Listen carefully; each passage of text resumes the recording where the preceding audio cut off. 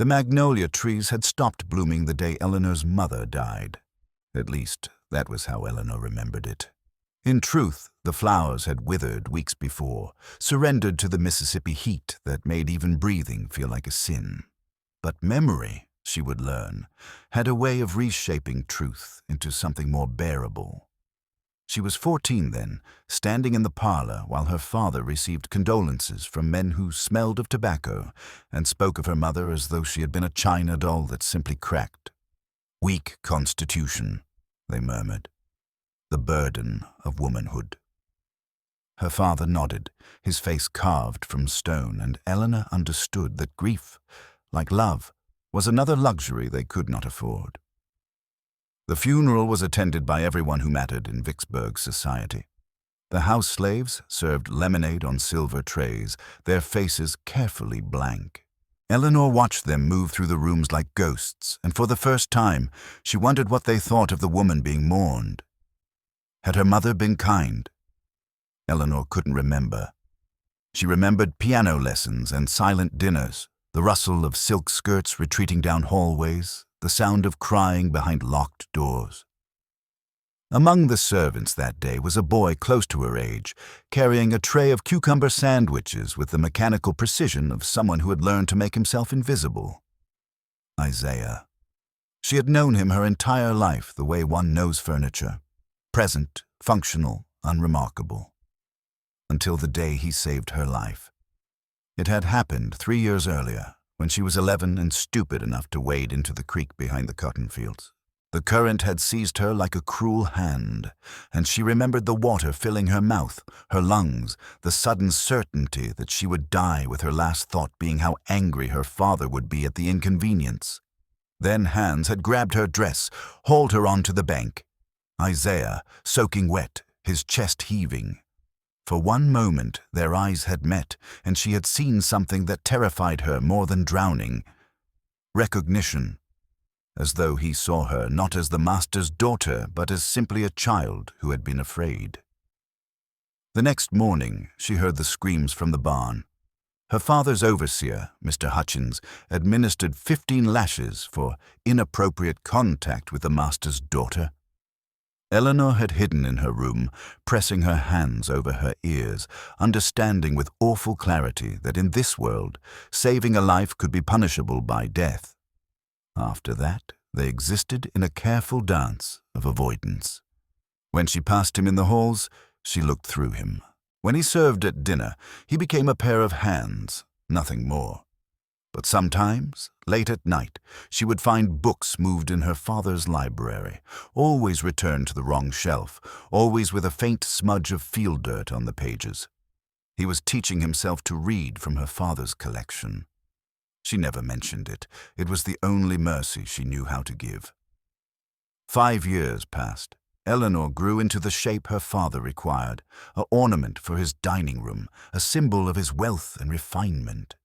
She learned to play Chopin badly, to embroider handkerchiefs she would never use, to smile at men 3 times her age who looked at her the way her father looked at his thoroughbred horses. Appraisingly, calculating her value. Isaiah grew too, though she tried not to notice. The boy who had pulled her from the creek had become a man who worked the cotton fields from dawn until dusk, his hands scarred from the bowls, his back marked with the map of every time he had been too slow, too proud, too human. The other slaves called him the Silent One. He rarely spoke, and when he did, his voice was so quiet it seemed to come from somewhere underground. The summer of 1853 arrived like a fever. The heat pressed down on Whitmore Plantation with relentless weight, and the cotton grew tall and white as snow. Eleanor's father announced at dinner that he had secured her future. She would marry Charles Pemberton, a planter from Natchez whose first wife had died in childbirth and whose fortune exceeded even her father's considerable wealth. "You will be mistress of Rosewood Manor," her father said, cutting his steak with surgical precision. 300 acres. 200 slaves. You will want for nothing. Eleanor's fork clattered against her plate. "I'm 19. Your mother was 17 when we married." He didn't look up. "You should be grateful." Pemberton could have his choice of any girl in Mississippi. Then let him choose someone else. The slap came so fast she barely saw his hand move. Her cheek burned, tears springing to her eyes, not from pain, but from rage, helplessness, the terrible understanding that her life had been sold as efficiently as any slave on the auction block. "You will marry him in October," her father said, returning to his meal. "I will hear no more discussion on the matter." That night, Eleanor stood on her balcony and watched the slave quarters, small wooden structures barely visible in the darkness. She had never been inside one, had never wondered what it felt like to sleep on a dirt floor, to be owned so completely that even your children could be taken and sold like livestock. Her suffering, she realized with sudden shame, was the suffering of someone who had never truly suffered at all. 2 weeks later, she overheard Mr. Hutchins talking to her father in the study. She had been walking past, not intending to eavesdrop, but her father's words stopped her cold. "I'm selling the troublemakers before winter. Prices are good in Louisiana right now." "Which ones?" Mr. Hutchins asked. "That silent one, Isaiah. The field hands say he talks about freedom. I won't have that poison spreading." A pause. "Sell him downriver. Make an example." Eleanor's blood turned to ice. Louisiana. The sugar plantations where slaves died within 5 years, worked literally to death in conditions that made Mississippi cotton fields look merciful. She didn't make a conscious decision. Or perhaps she had been making it for years, ever since a boy had risked his life to save hers and been punished for his mercy. She only knew that the thought of Isaiah being sold, of her marrying Charles Pemberton, of living the rest of her life in a cage made of silk and silver, it was a kind of dying she could not accept. The Underground Railroad was a myth whispered about in parlors, a boogeyman story to frighten slave owners. But Eleanor had read enough, listened enough, to know it was real. There were paths north, safe houses, conductors who risked everything to lead runaways to freedom. If you could reach the first station, if you were brave enough or desperate enough, you had a chance. She found Isaiah 3 nights later, working late in the barn where they kept the plows. He looked up as she entered, and for a moment, neither of them moved. She had violated every rule by coming here alone after dark to speak with him directly. "They're selling you," she said without preamble. "Louisiana, next week." His face didn't change, but something flickered in his eyes. He had known, of course. Slaves always knew before their masters announced it. "Why are you telling me this?" His voice was rough from disuse. "Because I'm leaving, tomorrow night, and you should come with me." The words hung between them like smoke. She watched him process what she had said, saw the moment he understood she was serious. "Miss Eleanor, don't call me that." She stepped closer, lowering her voice. "They're marrying me off like property.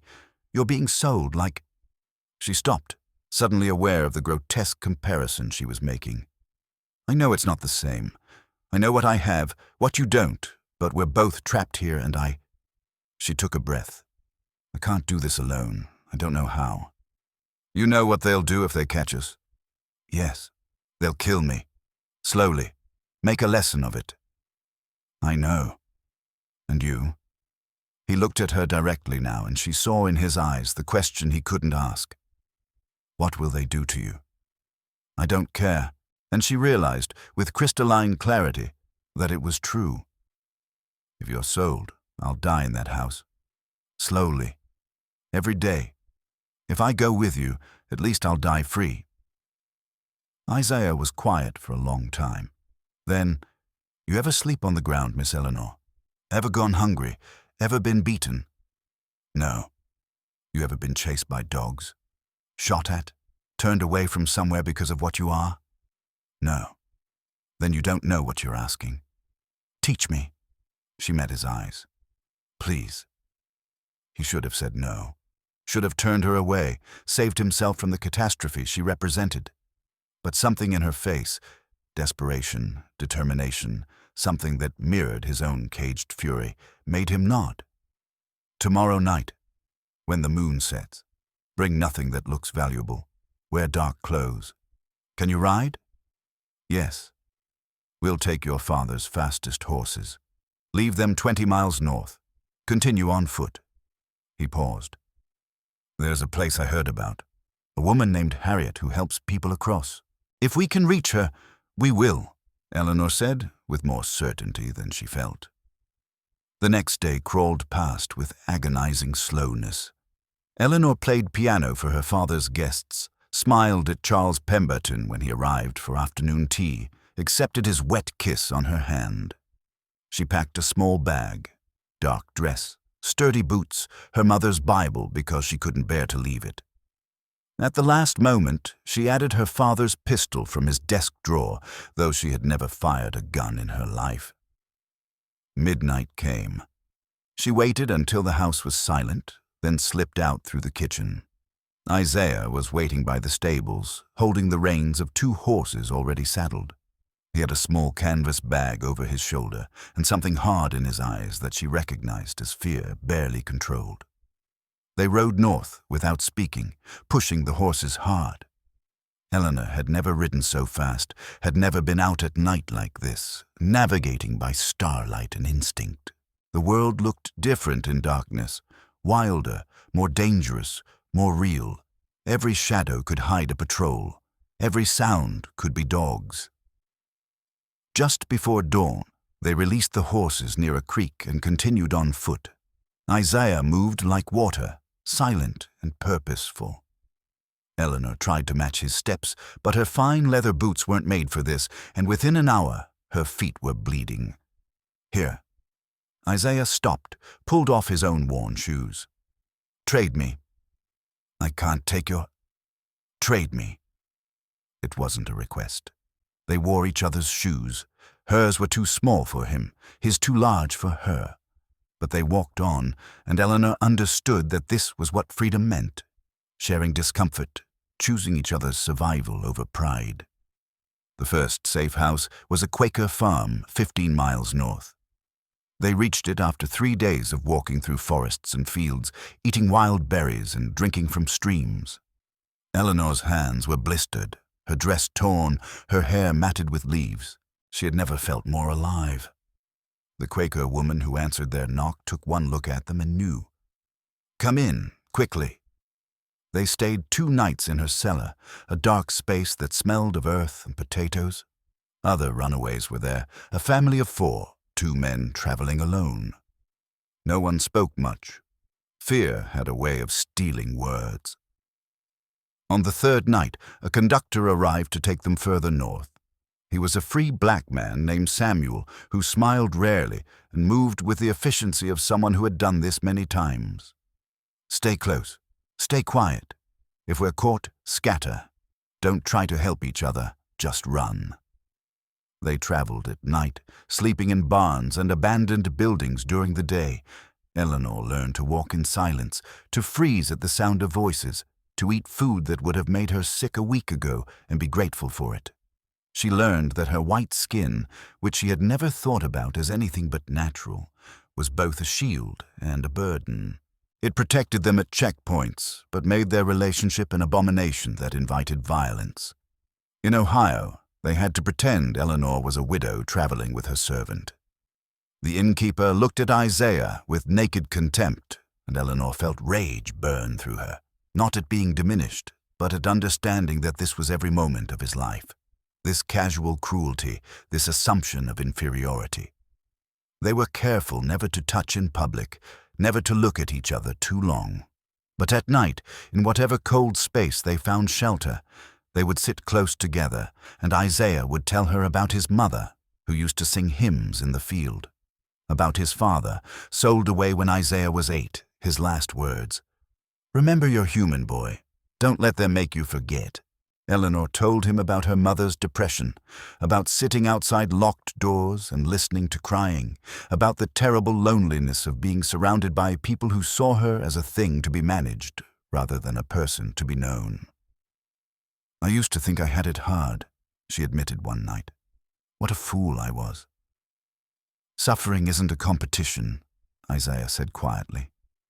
Pain is pain, just different shapes. It was somewhere in Pennsylvania, huddled in a barn while rain hammered the roof, that Eleanor realized she was in love with him. Not the romantic fantasy of novels, but something raw and more necessary.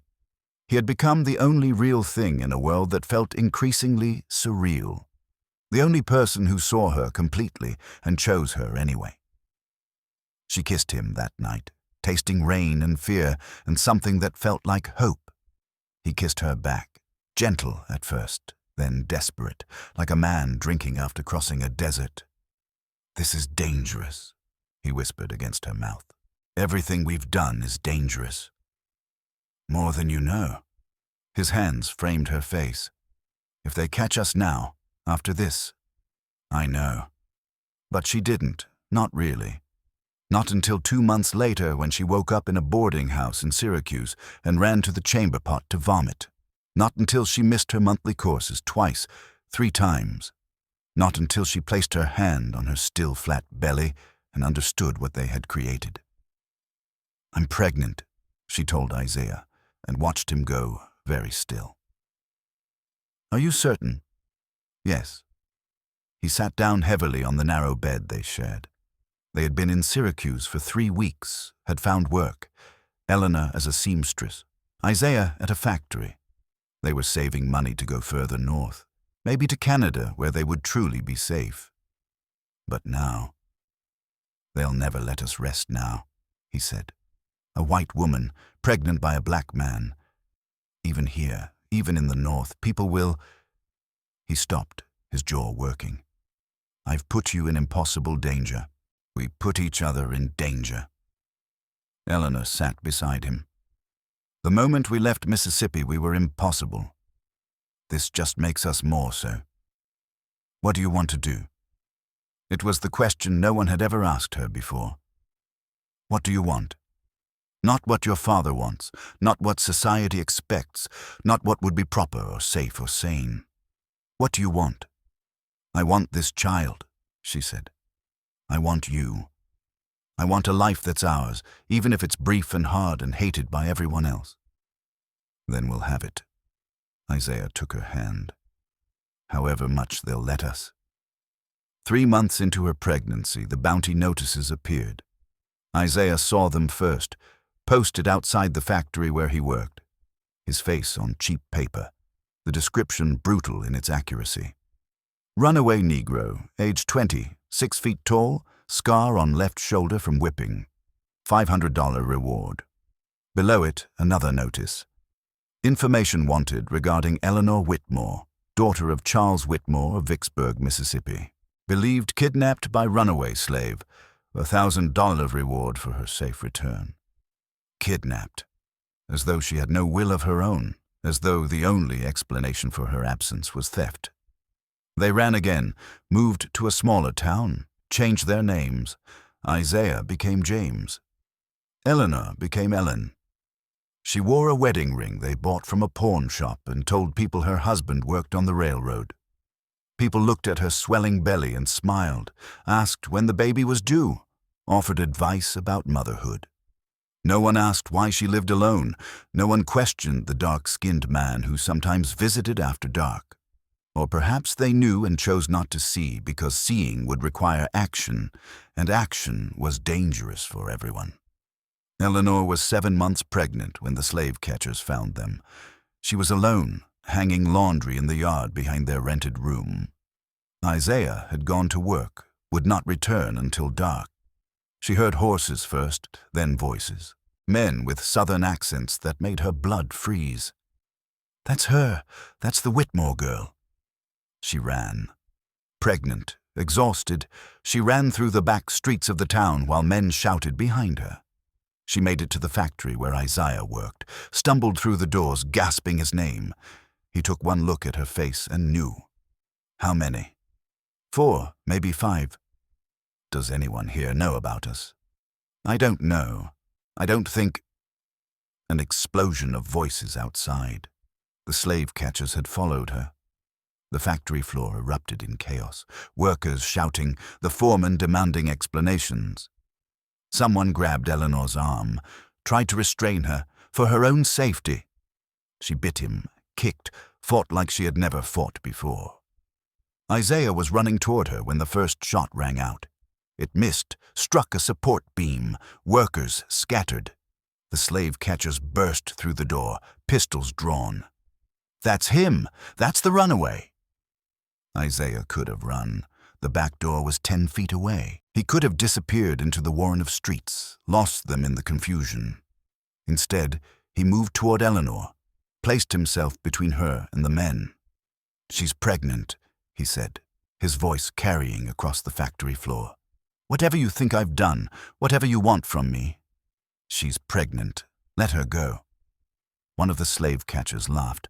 "Let her go? She's carrying your bastard. She's ruined. Her daddy wants her back so he can lock her up before the whole county knows his daughter's been whoring with a—" "Don't," Eleanor's voice cut through. She stepped forward, stood beside Isaiah. "Don't you dare. This is my child, my choice, and if my father wants me back, tell him he can come himself and explain why he sold me to a man I didn't choose while condemning me for loving one I did." "Love?" the slave catcher spat. "You call this abomination love?" "Yes." She reached for Isaiah's hand, held it in front of them all. "I call it love. I call it more real than anything I knew in that house. And I will not apologize for it." The foreman, a weathered man who had lost a son to the war in Mexico, stepped forward. "This is a free state. That man works for me legally. You have no authority here." "We have every authority. Fugitive Slave Act says you need proof. You have proof he's the man you claim." A moment of uncertainty. Then one of the slave catchers pulled out a crumpled paper, the bounty notice. "This is him. Same scar, same description." The foreman looked at Isaiah. "That your scar?" "Yes." "You run from Mississippi?" "Yes." "Why?" Isaiah met his eyes. "Because I wanted to live free, because I wanted to be a man, not property." Silence fell across the factory. Every worker there was free, white, northern, but many had been poor, had been beaten down by bosses and landlords and the casual cruelties of capitalism. Some small part of them understood what it meant to be owned. "I can't stop them," the foreman said quietly. "Law's on their side, but I can slow them down. You got maybe 10 minutes before the sheriff gets here." Isaiah looked at Eleanor. Her face was wet with tears, her hand pressed to her swollen belly. In that moment, they both knew there was no way out that included both of them, not anymore. "Go," he said. "Please, Eleanor, go to the church on 5th Street. Ask for Father Michael. Tell him I sent you. He'll hide you until the baby comes." "No, I won't leave you. You have to." He gripped her shoulders. "If you stay, they'll take you back, lock you up, maybe kill the baby, maybe kill you. At least this way our child has a chance." "What about your chance?" He smiled, sad and resigned. "I've been running my whole life. I'm tired, Eleanor, and I can give you something, one last thing. I can give you time." "No." She was sobbing now. "Please, Isaiah, please don't do this." "I love you," he said, and kissed her forehead. "I love you, and I'm sorry I couldn't give you the life you deserved. But you gave me something no one else ever did. You saw me, really saw me. That's worth dying for." Then he turned to the slave catchers. "I'll go with you, peacefully, but you let her walk out that door first." They agreed. What choice did they have? Their prize was Isaiah, the property, the runaway, the example they would make. Eleanor was secondary, and in their arrogance, they believed she would return home on her own, broken and compliant. Eleanor walked to the door on legs that barely held her. At the threshold, she turned back one last time. Isaiah stood with his hands already being bound, his face calm. Their eyes met, and in that look passed everything they couldn't say. "I love you. I'm sorry. Thank you. Goodbye." She walked out into the cold afternoon and didn't stop walking until her legs gave out 3 blocks away. Father Michael was a small Irish priest who asked no questions. He took her to a convent on the edge of town, where nuns gave her a small room and pretended not to notice when she cried through the night. 2 weeks later, news reached her. Isaiah had been hanged in the town square as a warning to other runaways. Her father had been present, had watched the execution with satisfaction. Justice, he called it, the natural order restored. Eleanor went into labor that night. She screamed until her voice gave out, but the baby was born alive, a boy with Isaiah's eyes and her mother's nose, impossible, imperfect, and damning. She named him Thomas Isaiah, gave him her mother's maiden name to hide his father's. The nuns taught her to nurse, to change diapers, to function in the gray space between grief and necessity. 6 months after fleeing Mississippi, Eleanor had found not freedom but a different kind of cage. The North was not the promised land. It was simply a place where the shackles were harder to see. She couldn't go back, not to Mississippi, not to her father. But she couldn't stay either, not as an unwed mother with a mixed-race child. So she moved again, this time to a small town in Massachusetts, where she told people she was a widow. Her husband had died in a factory accident. So tragic. So young. People believed her because they wanted to. Because the alternative, that she had chosen this, chosen him, chosen love over safety, was too disturbing to contemplate. Eleanor found work teaching at a school for colored children. It paid almost nothing, but it felt like penance, like honor, like the only thing she could do that would make Isaiah's death mean something. The years passed. Thomas grew tall and quiet like his father. He had Eleanor's ability to pass in certain spaces, but Isaiah's unmistakable features, if you looked closely. She never lied to him about his parentage. On his 10th birthday, she told him everything. "Your father was the bravest man I ever knew," she said. "He died so you could live free." "Was it worth it?" Thomas asked. "Does freedom mean anything if everyone still hates us?" Eleanor thought about that question for a long time. "I don't know," she finally admitted, "but your father believed it did.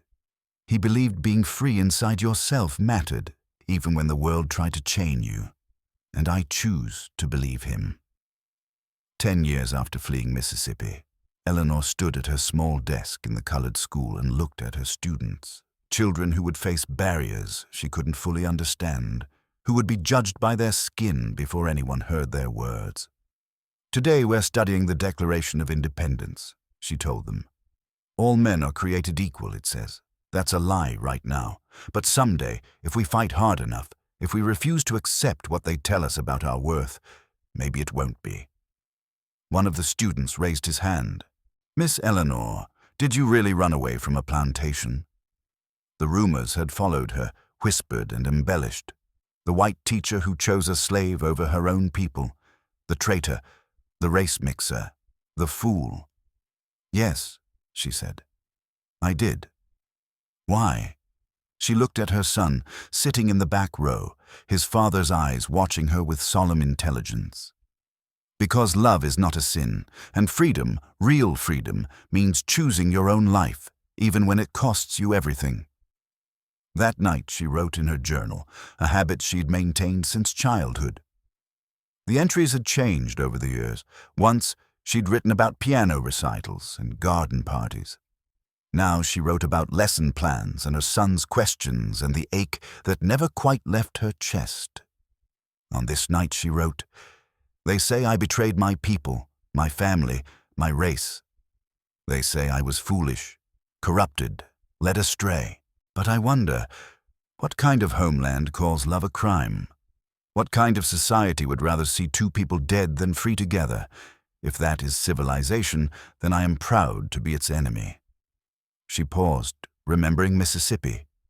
The magnolia trees, the heat, the suffocating weight of a life predetermined. Then she remembered Isaiah's hands pulling her from the creek, his voice in the darkness of their flight north, the way he had chosen her survival over his own. "We had 6 months," she wrote. 6 months of running, hiding, fear. 6 months where we lived more honestly than most people do in a lifetime. They took everything from us, our safety, our future, his life. But they couldn't take what we had. They couldn't make it less real. She closed the journal and walked to her son's room. He was asleep, one arm thrown over his head the way Isaiah used to sleep. She sat on the edge of his bed and watched him breathe, this living proof that love had existed, that choice had mattered, that two people had defied an entire world and created something beautiful in the wreckage. The magnolia trees in Mississippi had bloomed again, she supposed. Her father's plantation still stood. Charles Pemberton had married someone else, some other girl sold into respectable bondage. The world had continued as though she and Isaiah had never disrupted its cruel order. But here, in this small room in Massachusetts, a boy slept who carried his father's courage and his mother's stubborn refusal to accept injustice as inevitable. Here, Eleanor taught children that their lives mattered, that they were human, that freedom was worth fighting for, even when the fight seemed hopeless. It wasn't the ending she had imagined during those desperate nights of flight. There was no triumph, no vindication, no moment when the world acknowledged it had been wrong. Isaiah was still dead. She was still alone. The color line still divided humanity into arbitrary hierarchies of worth. But she was still fighting, still teaching, still choosing every day to honor what they had been to each other. And perhaps that was all freedom ever was. Not the absence of chains, but the refusal to let chains define you. Not safety, but the courage to choose love anyway. Not a promised land, but the journey toward one, however long and hard and lonely. Eleanor turned down the lamp and whispered into the darkness. I found you, Isaiah. 6 months later, 10 years later, forever later, I found what we were looking for. Not a place, not safety, but proof that we were human, that we mattered, that love, even destroyed, is never truly defeated. The night offered no answer, but somewhere she thought he knew. That would have to be enough.